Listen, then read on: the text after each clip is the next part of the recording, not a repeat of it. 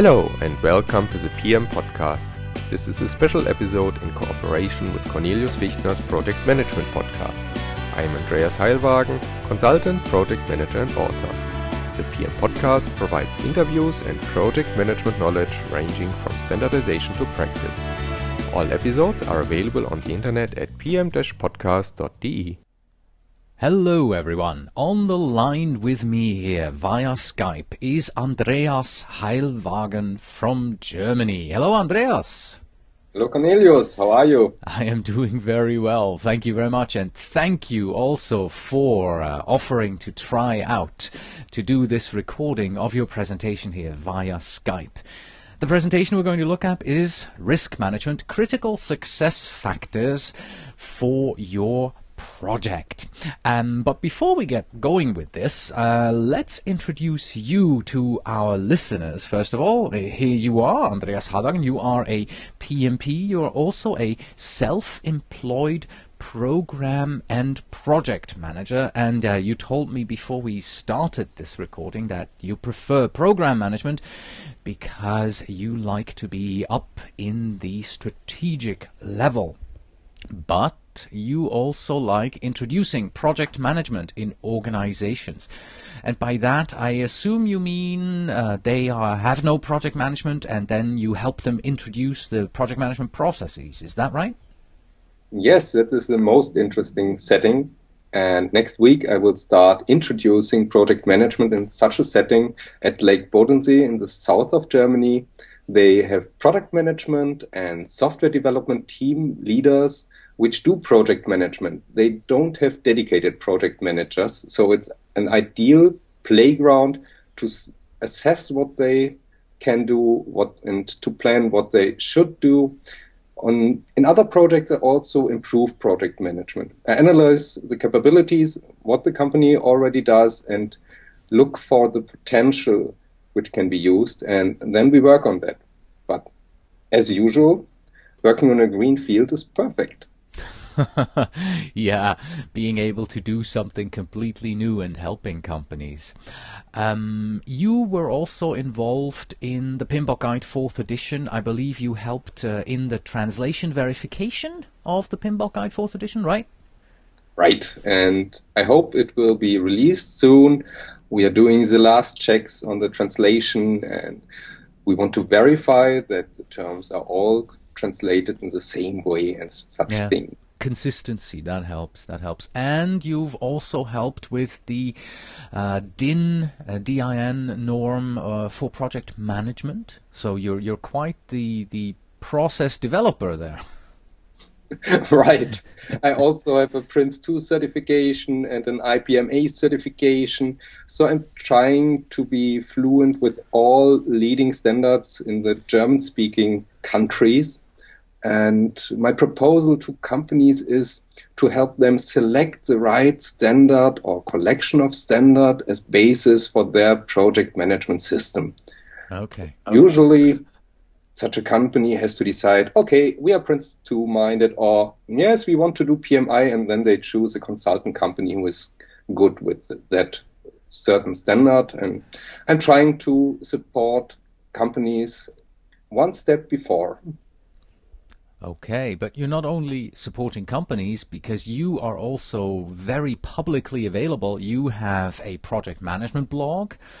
Here's the project management podcast from Germany, the pmpodcast.de and the pmtemplates.de. I think this one is yours, right? The pjmb.wordpress.com? Yes, it's a leading blog on project management from Germany.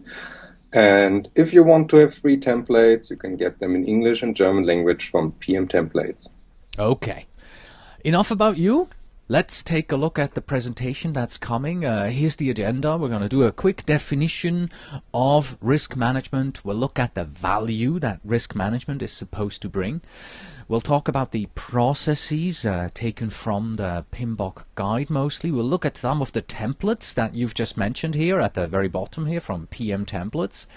And in the end, we are going to get to those success factors that this presentation is all about. But in order to understand the success factors it is necessary for our viewers, our listeners, to understand all of this that comes before. So we begin with the definition. Take it away, Andreas. Okay, thank you very much for the introduction. Let's have a look at the world-leading standard, which is from the PMI. It's a PMBOK Guide 4th edition, and they define risk as an uncertain event or condition that, if it occurs, has a positive or negative effect on a project's objectives. The interesting thing is, there are opportunities included in that definition, so risk is not always negative. And a lot of people think that risk is always negative. Is that also your impression, Cornelius? Yes. Yes. No, if you are working on a project and you talk about risk management, everyone is always thinking about the negative risks that you can have on the project, and nobody ever focuses on the opportunities that you may have, the market opportunities that suddenly open up with a new product that you may be launching. I mean, let's assume, let's take a look at the iPad from Apple, right? And let's take that as an example. So you're launching this great new product, and of course the risk that you have is, well, people don't like it and nobody buys it. That's a clear financial and a market risk. But on the other side, the opportunity that you may have, or the risk that you may have, is people love it, and you can't build enough of these things, right? That is a positive risk. That is an opportunity, because you will be able to sell more of these iPads than you had ever thought possible. But generally speaking, when you talk about risk management, people on your project, your stakeholders, the team members, they will all think of risks as, well, it's something negative. So it's very important, if you have a PMBOK-based project management methodology in your organization, don't only talk about risks, talk about opportunities, because most of the people are not aware that risks includes the term positive risks in the PMI definition. Mm-hmm. So enough for the definition. Let's continue with value. So we focus on practical aspects, on experience. We won't go on a very theoretical layer. And this is a nice picture I took from another presentation, and to a manager it looks great. Every car is a symbol for a nice, sleek project, and it finishes on time, in scope, and on budget. But most of the time that doesn't happen. So show us the next picture. There you go. That's what it really looks like usually. Yes, that's reality. And a lot of people shy away from the problems and risks in projects. The first pictures shows the management view. Okay, I have to report great results. And if there are issues, okay, they will be overcome. But management has to understand reality, and they must not shy away from it. Mm-hmm. So risk management gives us a framework to analyze what the risks are and to plan measures to avoid them, to mitigate them, just to get around the problems. Yeah. You mentioned management has to face realities, but I think it's not just management, it's everybody, because I think there is a big delusion that's going on. People just, assume, well, this here, the first picture, this is what our project is really all about, right?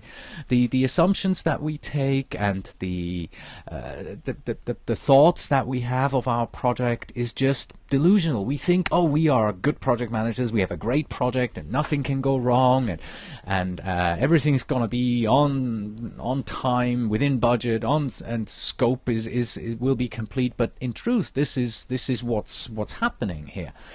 So it's not just a management issue, it's an issue with everybody on the team. You're just, you're in denial that this is the truth here. Yes, and it's not only the project management team, it's open and honest communication with all stakeholders, which is crucial. So it's okay if there's a bit of smoke behind your car.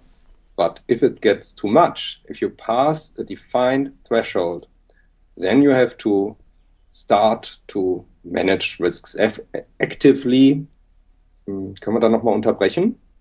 Ich weiß nicht, wie du das markierst. Einfach weitermachen. Moment. It's okay if there's a bit of smoke behind your car. But if it gets too much, you have to start your risk responses. And in order to decide when to start your risk responses, you have to define a certain threshold. And you have to ownership.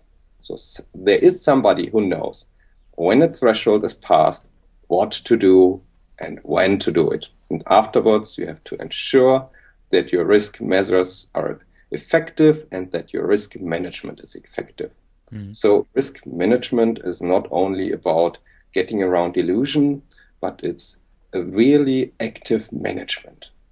Yes, I think you explained this quite well in this sentence here on the next screen, adding realism to the planning processes which rely on many assumptions. Yeah, that's right. Because if you have to plan, you have to assume some factors, and you do a perfect plan. And of course, you will include some buffers. That depends on the acceptance on buffers by the management again, and about the target date. But there's always something which won't go perfect. So risk management works around that and adds value to these planning processes by trying to find out what the probability of a risk is and what the impact is, the financial impact. So in the end, you can do a lot of mathematics to find out about the probability of hitting your project goals on time, within the budget and in scope. Let's go on to the next slide. Yes, I have a question about that. Yes. Well, you say that one of the values of risk management is providing adequate risk contingency reserves. When I usually do that in my projects, I go in there and I put in risk contingency reserves and I put in buffers as they are better known, colloquially. Then, my project sponsor usually looks at me and goes, yeah, that's nice, but you know what? Take those buffers out. I'm not going to give you any buffers. First of all, you are just blowing up the schedule. And second, I need this baby faster. Okay, what do I do now? Then you take your risk register, which shows, okay, here's problem one. If this thing goes wrong, it costs you several $100,000, and the probability of this baby going wrong is about 30%. And if you have a list of these issues, you discuss it with your stakeholders, and you can come up with an agreed list, and you discuss which measures should be taken to reduce the risks. And now it's a question of the company's culture. Do they want to discuss the risks, or do they want to be a bit illusional and hide away from them? Right. Okay, so it all comes down to stakeholder expectation management, really, in this particular case here. You have to talk to your stakeholders, to your sponsor about, what the risks are and explain to him, well, yeah, you can take the buffer out, but look at the risk that you're now taking. The keyword here is risk attitude. Yes. Do these risks matter or don't they matter? And it depends on which commitments have been given and what's the publicity of that project and so on. And in some cases, it makes sense to just ignore risks because it's okay if you fail. In other cases, like the problem with the drilling platform, it's better to really analyze the risks and to back away and perhaps approach the project another way. All right. Let's move on to the risk processes here. Yes, you have a lot of standards and a lot of processes, but it always boils down to the same, about 6 processes. And usually, if you introduce a certain standard, it puts the high load on people because it requires a lot of change management. So they feel a bit oppressed, or what's the right word in English? Not oppressed. It's just a heavy load on your shoulders because you suddenly have all of these standards here in this screen. We have PMI on the one side and the DIN norm on the other side. So this is heavy stuff, and having to introduce all of this in your organization, that can be a burden. Yes, and there's even a new standard from 2009, ISO published, ISO 31000, which is on risk management. And what I mostly refer to is the practice standard for project risk management of the PMI. Mm-hmm. So it's a kind of pyramid. The lower layer is best practices, templates, and whatever you use in your daily work. Quick question. Is the practice standard following the same 6 general processes that you find in the PMBOK guide? Yes. It goes into more detail. So the lower layer are all the best practices. Okay, good.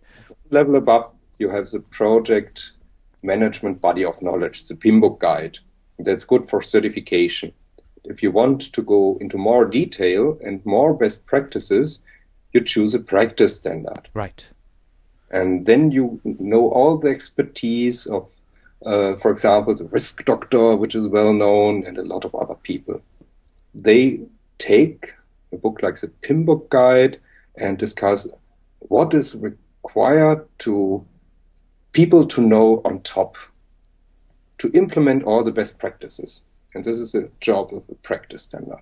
All right. And so I won't give you a PMBOK guide lecture. I just want to show you important points you should know, because all the processes you can look up in the PMBOK guide. Right. So let's start with plan risk management. The first process is about planning how to get the whole thing done. It's kind of meta plan. And most important is strategies. You need to plan ahead how you will approach risks tactically. We already talked about risk attitude, and then you need a more formal part like a methodology with processes and so on. Success criteria is important because you need a metric to find out when your risk management is working. Most people say, okay, it works, it doesn't work, but you need to measure. Thresholds are important to choose when to start to implement risk responses, roles, responsibilities, authority. You need in all such standards and processes. The communication plan. Most of the time, people are not aware of the importance of a communication plan. Everybody needs to know when he gets information, in what way he gets the information. And when you start to implement a new kind of methodology like risk management, it's very important that everybody is on the same page regarding communication. Okay, templates, definition, everybody needs the same language, and of course we need some tools.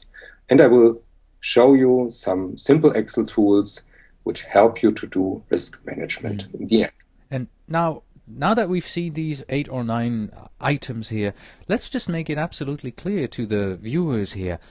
Until now, we haven't really done any risk management per se. We haven't actively done anything. We've really just sat down and we thought about all of these. What are our strategies? What are our templates? What is our communications plan? What are the success criteria and thresholds that we have? That's all that we've defined. We have done nothing but planning. We have just written this stuff down. It's just the answer to the question, how do we want to do it? And the result with also all these aspects is the so-called risk management plan. Exactly. And now, once we know all of this, now we can get into the other processes of risk management. And that one begins with risk identification. This is where we go in and we sit down and we do some brainstorming and we think, okay, what risks do we have, right? Exactly. This process is done really often in contrast to the planned risk management process we discussed before. The meta process is only done once. And here we want to identify risks as early as possible. So before you start the project, you already have to ask your project sponsor what risks he might see, and you have to do a lot of talking to people, and you will find out what their opinion is, and you can come up with your first list of risks. And of course, you have to identify risks anytime. I think it's a good practice, and I do it all the time. If I have a project team meeting, after the official agenda, I ask all the participants, what new risks do you see? Have risks changed, or is anything else coming up? Do we have opportunities which we should use? And if you make it a habit to ask this question every time, it's a good starting point for risk management. Okay. Once we have them identified, there are two processes that everybody always messes up and doesn't really know which one is which. I'm one of these people. It's the qualitative risk analysis and the quantitative risk analysis. Let's look at the qualitative risk analysis first. What's happening here? Yeah, you don't miss them up if you remember the word quality. With quality, it's always, how bad is it? So you don't confuse it afterwards. Right. So the main aspects of the qualitative analysis is impact. So how do I measure the impact? And that's financial impact. Robert Courtney Jr. from IBM came up with a formula in 1970, and he said, multiply the financial impact and the probability that the risk occurs, and you have your priority. Yes. It's perfect. Yeah. It has ever been used since. Of course, if you have a company or an organization which needs another metric instead of the financial impact, change it. But you always need to come up with a formula which is valid for all risks in your organization. Yeah. And impact and probability is usually the one that is most often used. Right. What else do we need? What people usually forget, you need a risk owner, because the project manager is not the technical guy. For example, I did a lot of software development, but today I don't dare to be a risk owner, because there are the software developers which know exactly about their risks, and I choose risks owner from the team who is accountable for the risks. Of course, you cannot ask everybody. A risk owner needs a lot of experience, and some risks will go to the project sponsor. You have to find the right person who makes managing the risks a really personal task. Because if you fail and you have a risk which occurs, you have a great problem. Mm-hmm. You also have the risk action owner here. Yeah, I was very curious when I found that term in the new practice standard, because you usually only get the risk owner. Yeah. The risk action owner is responsible for implementing a risk response in time.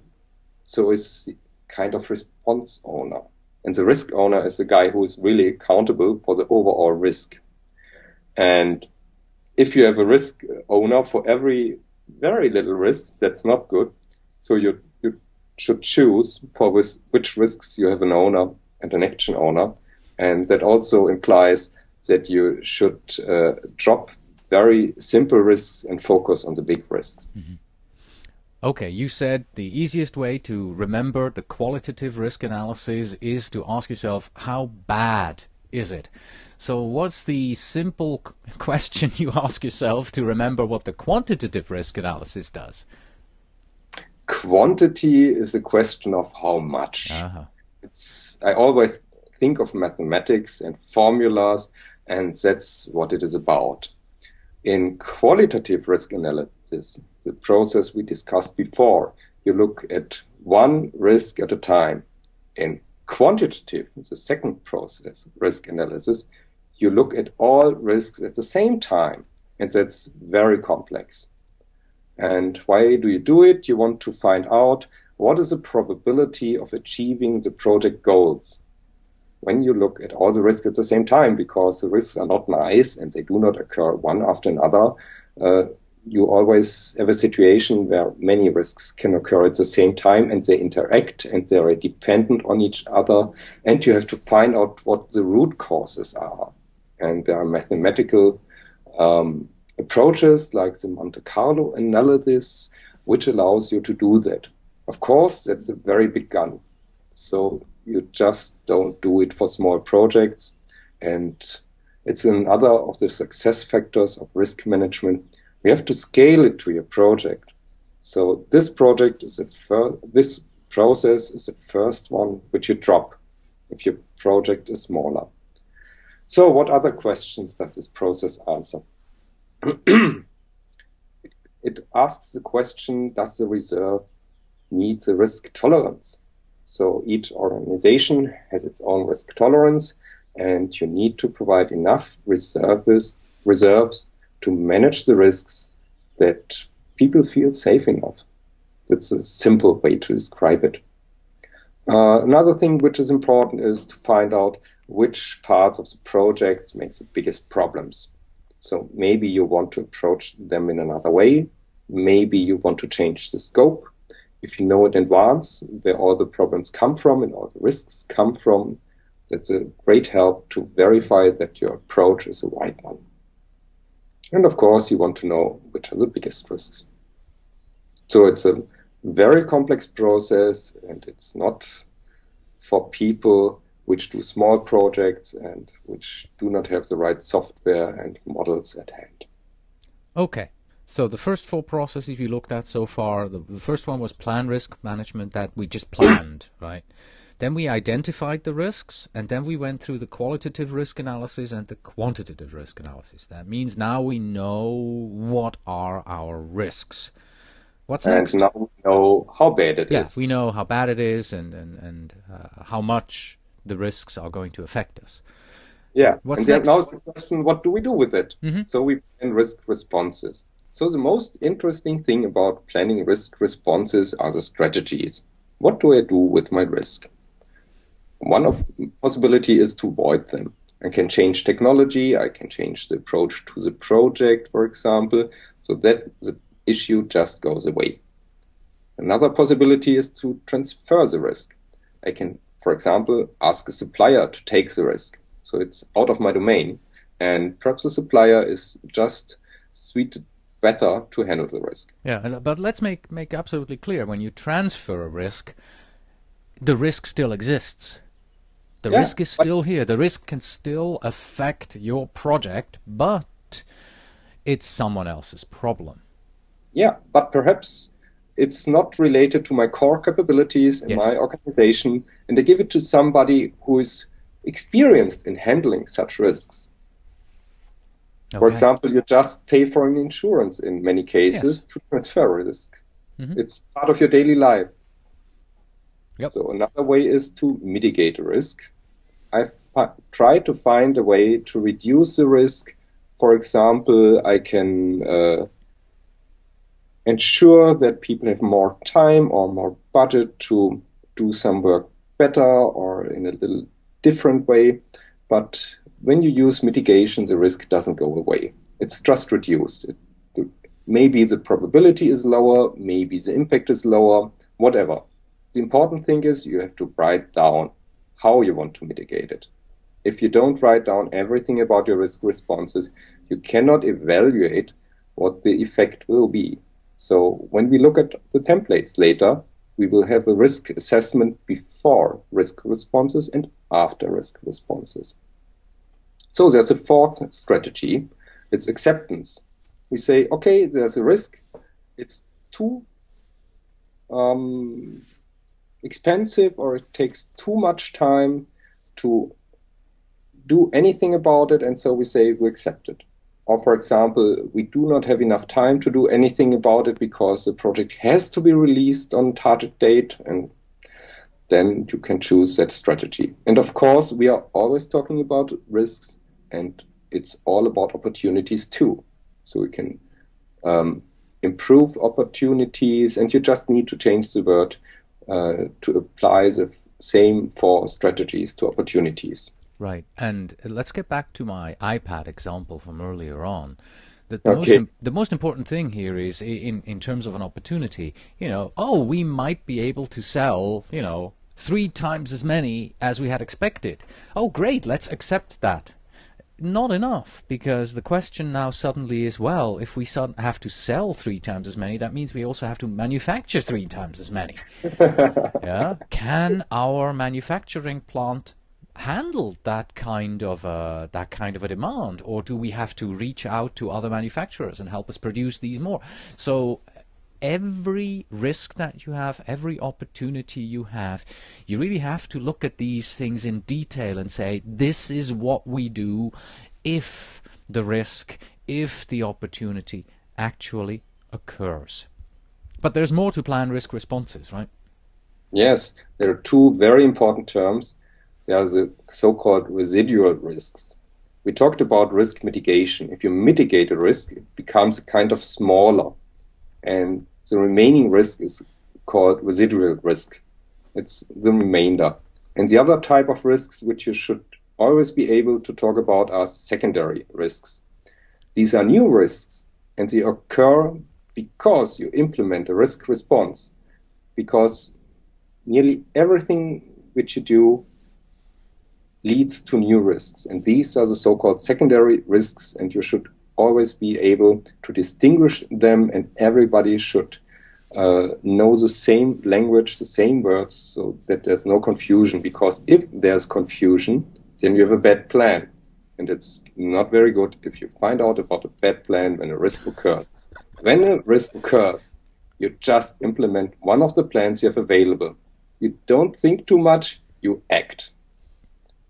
So this is how to plan the action when you respond to a risk. Right.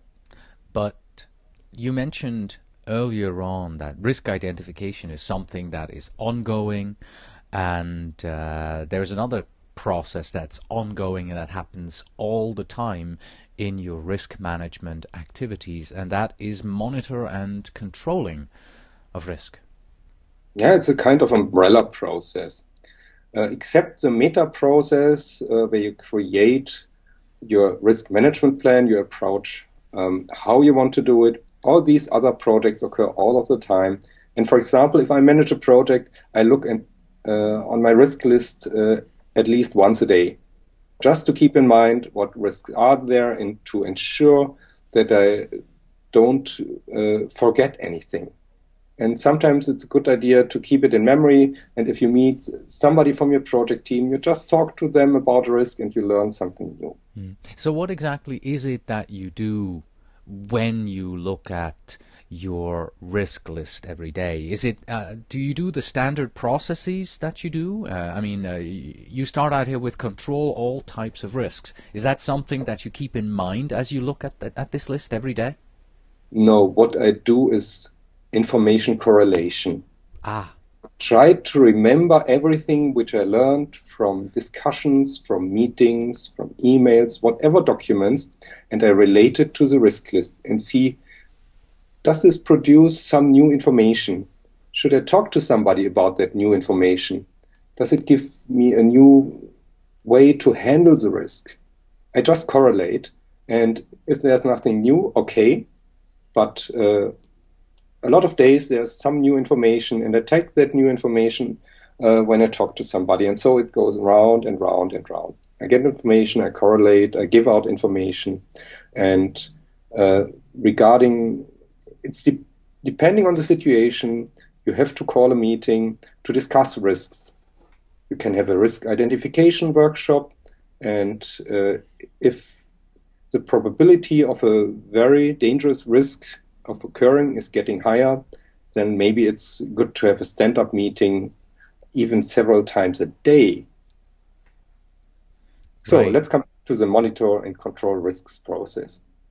Yes, you have to control all types of risks so that you don't lose touch with anything. Then you need to identify new risk all of the time. If somebody tells you something which might be a risk and he doesn't realize it, ask him, do you think that's a risk? And probably he says yes. And then you say, okay, let's put it into the risk register. yes, and let's talk about it. What might be a financial impact? Which are the other people we have to talk to understand the impact, to understand the probability? And of course, you need to ensure that the risk responses are done at the right time. If you wait too long, and that's always one of these delusion problems, you get into very bad situations. And I had a project, it had a remaining 3 weeks. The overall time was 2.5 months. So it was quite well into the implementation phase, and we found out we cannot do it in time. We need an incredible amount of time to finish it. Mm-hmm. And so we escalated to management. But management took several weeks to decide what to do. That's the important thing about risk response. That's what you mean about timely response, right? Yes. You need to have an approved plan in advance. If you start from scratch a short time before the risk occurs, you can't manage it and you will fail. You will fail miserably. So plan in advance, and I think it's one of the most important things in a project manager's mindset. He has to see risks everywhere.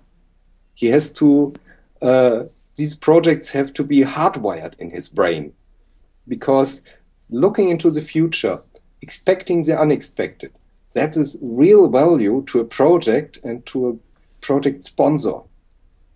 You need to be a kind of, not maniac.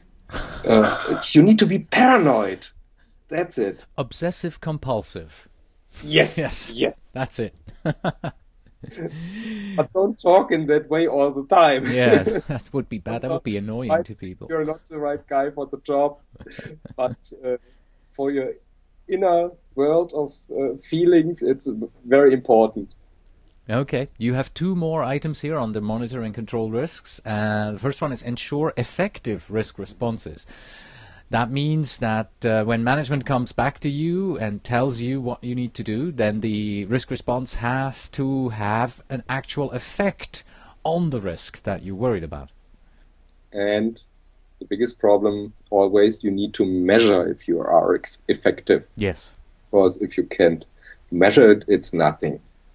So you need to define the metrics in advance. Mm-hmm. That may not work perfect when you start risk management, but you will grow. And by using continuous improvement, you will get better and better. Right. Also, the last one that you have here is ensure effective risk management. I suppose that is overall, right? And at the same, I assume the same rule goes for this as well. You have to be able to measure whether your risk management on the project overall is effective, right? Yes. Put your metrics in your risk management plan so that you measure the same way in all projects, and so that you can compare them. And basically, you need to measure on all layers. So these were the PMI-based risk management processes, and you will find the same processes everywhere. They may have different names, or there may be one process less or one process more, or the focus may be different, but basically, it's always the same. Have a plan how to do it, find out what the risks are, find out how important the risks are, plan how to act, and check that it works. It's kind of a variant of the Deming circle. Andreas, at the beginning of the presentation, you mentioned that you were going to give us a few templates that we could use tomorrow on our projects, and we have now reached this particular section, and if I see this right, there are, I think, 3 templates that we're going to look at, right? Right. As we discussed before, there's template number 0, the template that doesn't exist, because if you want to write that meta risk management plan, I cannot give you contents. You have to write it down yourself. You know which topics to cover. Right. But if you want to write down the risks themselves, you use a risk register. And that's very easy. It's a white template and I will show it to you step by step. Okay. One more question here. These templates, they are on pm-templates.de, so this is a German website, but the screenshot that we look at here, Risk Register Strategy, is in English. So the templates are in English? No, they are both in German and English. Ah, they're both in German and English, yes. And I need to update them because it's not chance, but it's opportunity. Yes, exactly. I can see that there. Risk slash chance should be risk slash opportunity. So they're both in English and in German. Okay. Sorry, I'm not a native speaker. I will update it. That's okay. When you hear this podcast. And people will forgive you. Yeah. I promise you. Column number 1, priority. This is my suggested color code. If you see a risk with a red symbol, it means you have to act immediately. It's a very bad situation. On the other hand, like here, if it's an opportunity, we have also the need to act immediately to use it. Yellow means, okay, you will act in the defined time frame, and green means, okay, we know the risk and the opportunity, we don't need to act immediately. And the entries in this example just show several combinations of data to exploit the opportunities of the options of this sheet.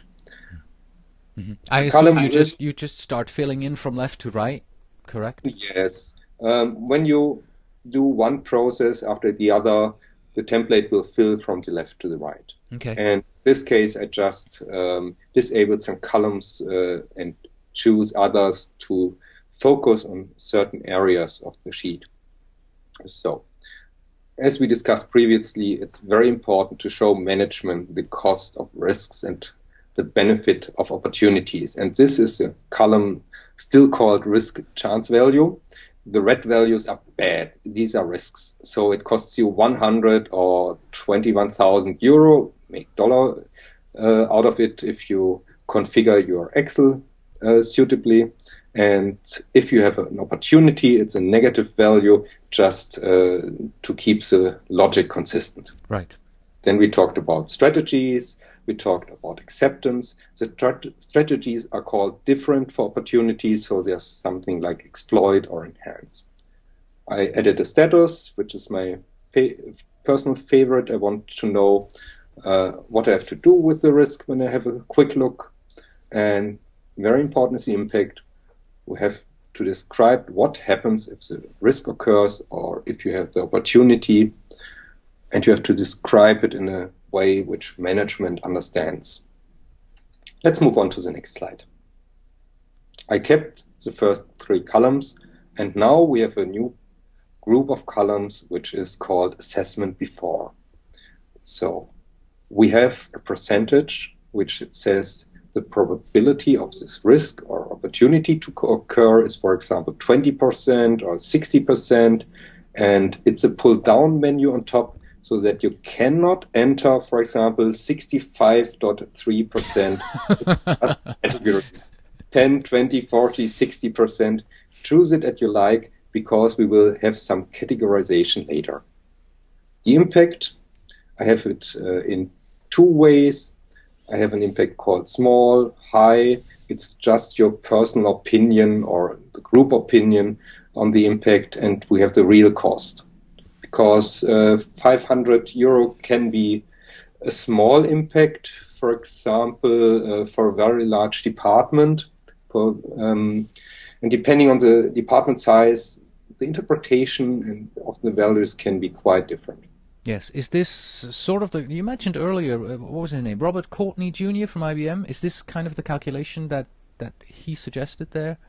Yes. Yeah, that's just impact times probability times the actual cost, and then you go from the first example here from 100 up to 500 euros of possible damage that this risk might cause to the project. So if the risk occurs and it costs 500 euro, and the probability of this risk occurring is 20%, the risk value is 100 euro. It's a simple multiplication. Yes. And all these formulas are explained in a blog posting The blog posting is in German. I think I will provide an English translation. There's always Google Translate. Oh, that's going to be interesting. There's a risk. There's a risk for you. Translating the risk explanation through Google Translate. I will provide an English translation of that blog posting. All right. Do you want to move on to the risk responses in the risk register? Please. All right. There we go. So we keep the first 3 columns, right? Again, and here are the actions. Yes. You have to describe the risk responses, which are called actions here. And of course, each action might cost money. So in this case, it's red. The first action costs 5,000 euro and another one costs 25,000 euro. So what do we get out of spending this money? It's shown on the next slide. That is the risk register assessment after. Oh, I see. Let me go back 2 screens, because this is the assessment before here, the columns on the right. Let's have a look on the first line. The percentage of the risk occurring is 20%, and the last big change is also 20%. Right. That's the before, right? And if we go then to the after, okay, I see. First one had no change, but the last one went up to 60% from 20%. Okay, I get it. Okay, so this is the assessment that you do after you have implemented the response. Is that it? Let's have a look at the price of implementing the response in the previous slide, please. Yes. Yeah. Oops, sorry. Here we go. Yeah. Okay, so the chance is that we win 86,000 euro. Yeah. If we want to improve the probability of that opportunity, we need to spend 25,000 euros. Yes, get it. Okay. And we don't get it always, but we can improve the probability of that opportunity happening. Let's look on the next slide. By spending 25,000 euros. I get it. Yes. Yeah. By spending these 25,000 euros, you increase the chance of this actually occurring to 60%. And get even more money. Instead of 86,000, you get 185,000. Okay, yes, that makes sense. That's enhancing an opportunity. Yeah. And most people shy away because it's effort. You need to think, you need to change. Most people don't like it, and it's quite human. So you need to hit yourself every day to use the opportunities. Okay, moving on. This is the responsible person, right? This is not the... Is this the owner, or is this the action owner? I will add that column. This is the old template based on the PMBOK guide. Yes. And the practice standard for project risk management of the PMI introduces this second term. I will update it. Okay, so this is the risk owner, and then the new template will also have the risk action owner in there. Okay. Right. And there's also a group of 4 columns where you can just make in the middle. Which parts of your project management plan are impacted, like time, budget, resources, and quality. And of course, if you don't use the old magic triangle, but new project where is not, what's the term, not restriction, constraint. Yeah, if you use a new set of project constraints, for example, business value, then please add the necessary columns to show people which part of the plan are impacted. Right. This is a risk register. And yes, it might be a bit complicated at first, but it shows in a very concise way what's happening. Right. This is a kind of background. You saw the color coding, and it's very important to classify risks, because if you have a monetary value or a monetary impact, you cannot easily distinguish. To manage, you need to have a few classes, and this sheet does that calculation. In the column A, you have the probability of a risk or opportunity occurring, and B up to E are just your is your personal impression or the group opinion on the quality of the risk. Is it small, middle, high, or fatal? And there are colors and numbers. And just by combining the felt impact and the probability, you get this color code, which is shown in the first column of the risk register. Yeah, in the priority column here that we've seen on all the previous screenshots. Oh, I see. So this is automatically calculated for you and then input into the template. Okay. And the soon to be translated explanation of the sheet will describe all the formulas. And the reason for this color coding is if you go into the meeting, you don't decide, oh, let's discuss about risks with the impact of more than 10,000 euro and opportunities with more than 50,000 euros. No, you says, we talk about the red things. That's enough. Or you say we talk about the yellow risks because we need to act in the near future. Or you say, okay, for 2 months we didn't look at all the risks and opportunities. We just documented all the green stuff. And let's just review them and see if anything changed. Yeah, if they're suddenly so important that they've gone from green to red. Yes, perhaps you can just remove them or they go yellow, I hope. Yeah. Moving on, we have this screenshot here from the risk management plan. You mentioned earlier that you can't really give us any meta information here about the risk management plan. Is this what you meant? No, it's a kind of duplicate definition.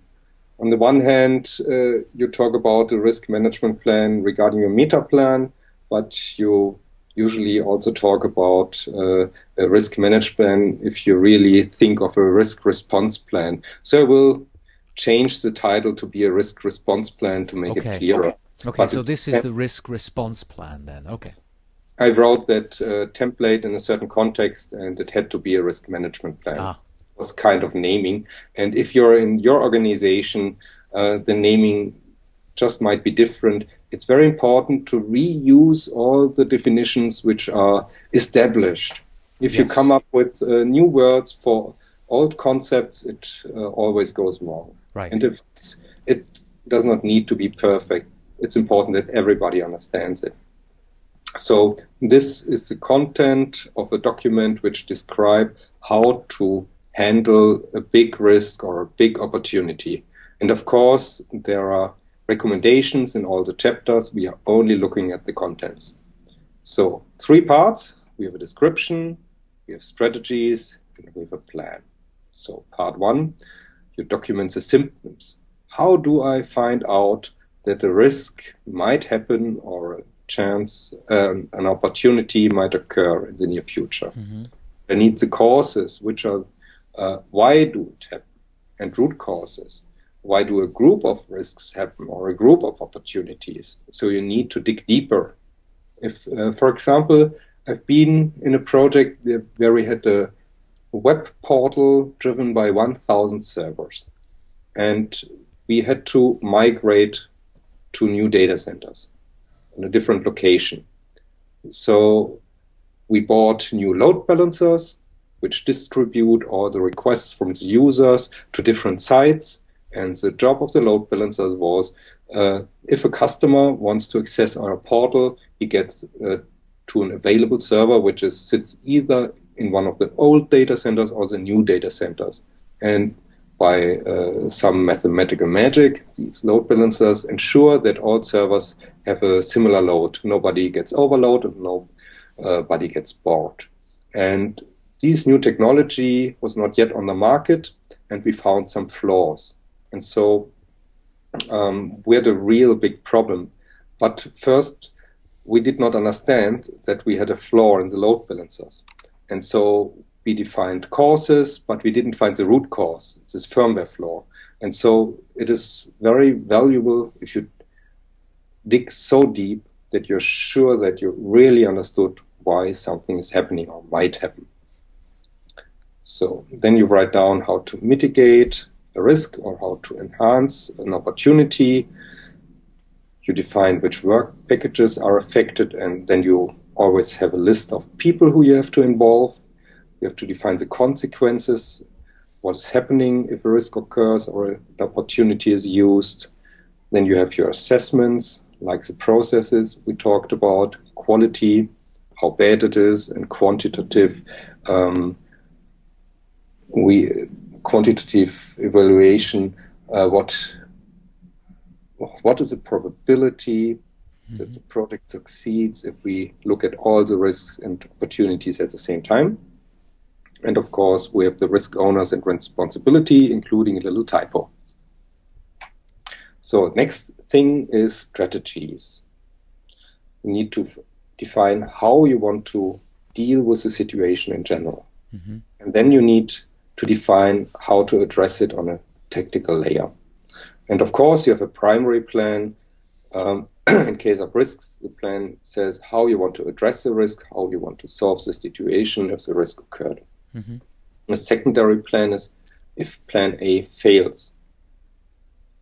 In a lot of situations, you try to implement the primary plan, but something occurs which you haven't planned for, and you just have to accept it.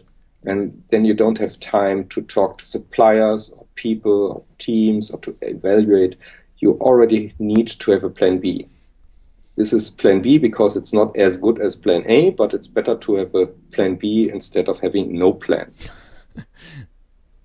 And perhaps you need to have a plan C too.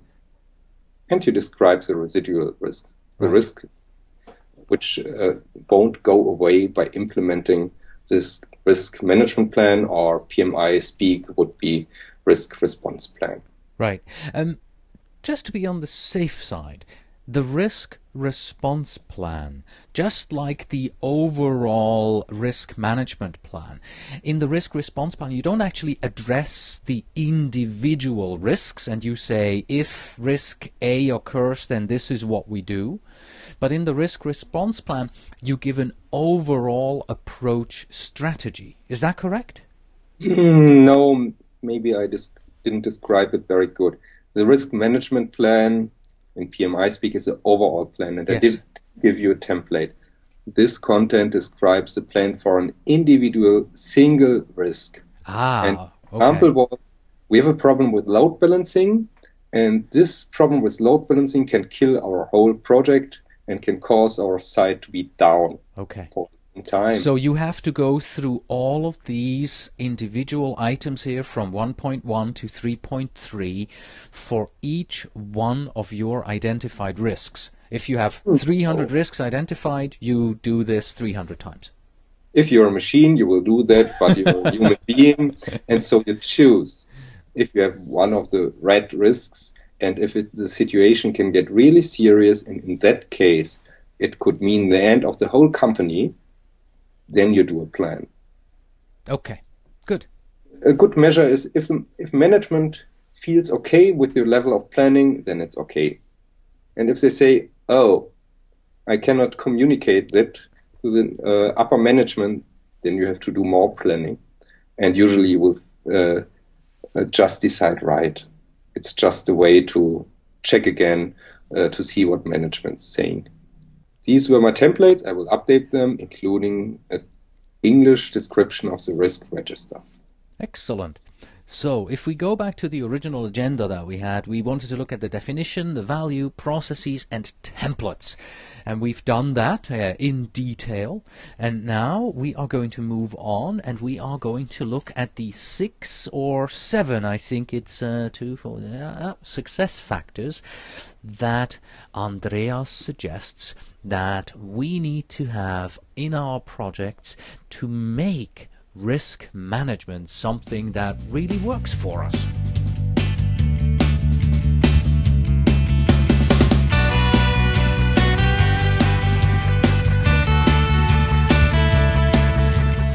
This is the end of today's PM podcast. You can find all episodes at pm-podcast.de, or you can subscribe on iTunes to get all the episodes automatically downloaded on your computer or synchronized to your MP3 player or smartphone. And what can you do until the next episode? Read my German blog at blog.pjmb.de, the home of the PM podcast. Thank you and all the best until the next episode.